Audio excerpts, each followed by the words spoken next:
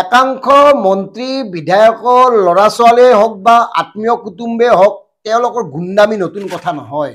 আজি আমি তেনেকুৱা এগৰাকী প্ৰাক্তন মিনিষ্টাৰ কেবিনেট পৰ্যায়ৰ মিনিষ্টাৰ মন্ত্ৰীৰ ল'ৰাৰ গুণ্ডামিৰ কথা ক'ব খুজিছোঁ।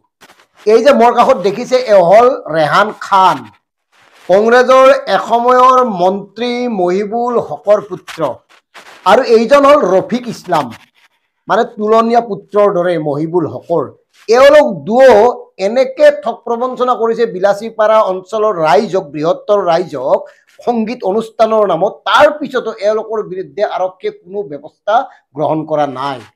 হয়তো আপোনালোকৰ মনত আছে মহম্মদ ফেইজ, বলিউডৰ এগৰাকী জনপ্ৰিয় প্ৰতিবাদৰ কণ্ঠশিল্পী মহম্মদ ফেইজ, তেওঁ আহিছিল বিলাসীপাৰালৈ, বিলাসীপাৰা মিউজিক ফেষ্টিভেললৈ, সংগীত মহোৎসৱ, আৰু এই সংগীত মহোৎসৱ পাতিছিল এওঁলোকে। এওঁলোকৰ নেপথ্যত আছিল প্ৰাক্তন মন্ত্ৰী মহিবুল হক, বৰ্তমান তেওঁ অসম গণ পৰিষদৰ কিবা উপসভাপতিৰ দায়িত্বত থকা বুলিও শুনিছোঁ। এওঁলোকে সংগীতৰ অনুষ্ঠানটো আয়োজন কৰাৰ নামত বিলাসীপাৰা ধুবুৰী সেই বৃহত্তৰ অঞ্চলৰ লোকৰ পৰা 500, 1000, 2000 পৰ্যন্ত টিকট বিক্ৰী কৰি সংগ্ৰহ কৰিছিল। বিশ্বস্ত সূত্ৰৰ মতে এওঁলোকে এই ধৰণে প্ৰায় 60-70 লাখ টকা সংগ্ৰহ কৰিছে। আৰু তাৰ পিছত যিদিনাখন অৰ্থাৎ 1 ফেব্ৰুৱাৰী অনুষ্ঠানটো হ'ব লাগে, অনুষ্ঠানটোৰ দশা দেখিছেই। এই দশা কি হ'ল জানেনে? মহম্মদ ফেইজ চাৰ্কিট হাউচত থাকিল, তেওঁক পাবলগীয়া টকাখিনি দিয়া নহ'ল, আৰু পাবলগীয়া টকাখিনি দিয়া নহ'ল বাবে মহম্মদ ফেইজ আৰু তেওঁৰ সংগীসকলে আৰু কেইজনমান আছিল তেনেকুৱা নামী দামী তাৰকা, তেওঁলোকে সংগীত পৰিৱেশন নকৰিলে, অনুষ্ঠান পৰিৱেশন নকৰিলে, যাৰ ফলত এই পৰিৱেশ এটা সৃষ্টি হৈছে। এতিয়া আমাৰ কথাটো হ'ল কিয় এই টকাখিনি দিব নোৱাৰিলে? টকাটো উঠিছিল, টকাটো সংগ্ৰহ হৈছিল, মানে ঠগ প্ৰবঞ্চনাৰে এনেকে লাখ লাখ টকা আত্মসাৎ কৰাৰ লক্ষ্যৰে এওঁলোকে এই নাটকখন কৰিছিল।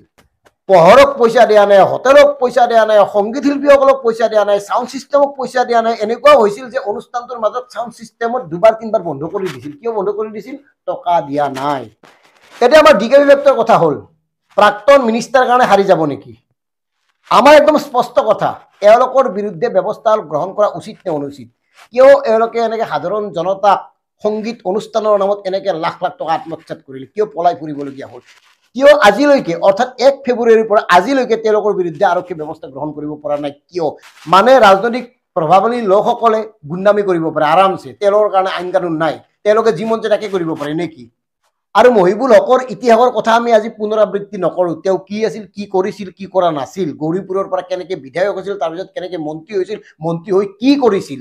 গতিকে আমাৰ স্পষ্ট কথা হ'ল ৰেহান খানৰ বিৰুদ্ধে ব্যৱস্থা গ্ৰহণ কৰিব লাগে, ৰফিক ইছলামৰ বিৰুদ্ধে ব্যৱস্থা গ্ৰহণ কৰিব লাগে।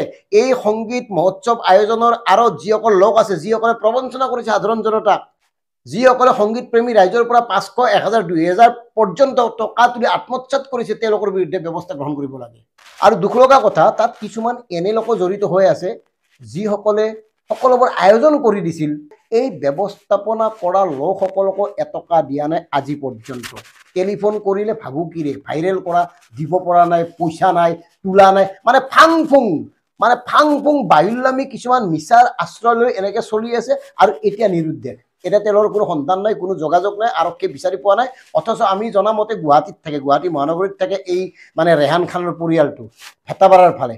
তাৰ পিছতে কিন্তু আৰক্ষীয়ে তেওঁলোকক বিচাৰি উলিয়াব পৰা নাই। কিয় উলিয়াব পৰা নাই এই কথাটোৱে গুৰুত্বপূৰ্ণ। আৰু এই ৰেহান খান নামৰ এই মক্কেলটো, এওঁৰ এটা FH প্ৰডাকশ্যন আছে, এওঁলোকে চিনেমাও কৰিছিল, জুমন অসমীয়া চিনেমাও কৰিছিল। মানে পইচা পাতি আছে, কি কৰে, কিবা এটা কৰিব লাগে, দেউতাকৰ টকাৰ অভাৱ নাই। গতিকে এই কাৰবাৰবোৰ কৰি কৰি এওঁলোকে সংস্কৃতিৰ নামত ব্যৱসায় কৰি যি ধৰণে সাধাৰণ মানুহক প্ৰবঞ্চনা কৰি আহিছে, তাৰ বিৰুদ্ধে কিন্তু এটা জনমত গঠন হ'ব লাগে, তাৰ বিৰুদ্ধে তাৎক্ষণিক ব্যৱস্থা গ্ৰহণ কৰিব লাগে। কিন্তু হ'ব ক'ত? প্ৰাক্তন মিনিষ্টাৰ এতিয়াও ভাল সম্পৰ্ক আছে, দেউতাকৰ সম্পৰ্ক সূত্ৰে এওঁলোক নিৰাপদ, কোনে একো কৰিব নোৱাৰে, চুব নোৱাৰে, কাষলৈ যাব নোৱাৰে।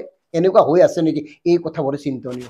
প্ৰাক্তন মন্ত্ৰীৰ পুত্ৰ হৈ, ক্ষমতাত বলিয়ান হৈ, গুণ্ডাগিৰি কৰিবলৈ গৈ এওঁলোকে কাক কেনেধৰণে বিভিন্ন সময়ত 2 নম্বৰী কৰি আহিছে, মানে টকা আত্মসাৎ কৰি আছে, এই তথ্যবোৰ আমি লাহে লাহে আপোনালোকক জনাম। কাৰণ জনাব লাগিব, এওঁলোকৰ মুখাবোৰ সাধাৰণ জনতাই দেখিব লাগিব, আচলতে মুখাৰ আৰু মুখখননো কি।